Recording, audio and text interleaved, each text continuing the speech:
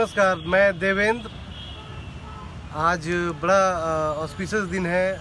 अगर भोजपुरी का हम नाम लेंगे और इंटरनेशनल भोजपुरी का नाम लेंगे तो एक जो नाम है जिसके बिना भोजपुरी इंटरनेशनल नहीं कहा जा सकता वो है राजमोहन।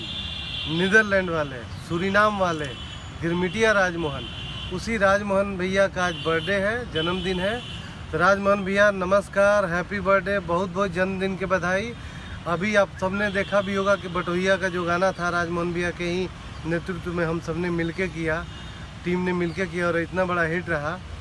और उसी बटोहिया गाने अपनी जीवन यात्रा, भोजपुरी संगीत गीत सब कुछ पूरा जीवन वृत्तांत लेकर राजमोहन जी आ रहे हैं एचयूओ जंक्शन पे कवि मनोज भावुक जी के साथ अपनी ज़िंदगी की कहानी के पन्ने खोलेंगे, गुफ्तगू करेंगे। तो आइए हम लोग देखते हैं परसों मतलब 30 तारीख को 9 बजे ऑनलाइन चैनल एचयूओ जंक्शन पे राजमोहन जी के साथ मनोज भावुक जी। धन्यवाद, नमस्कार।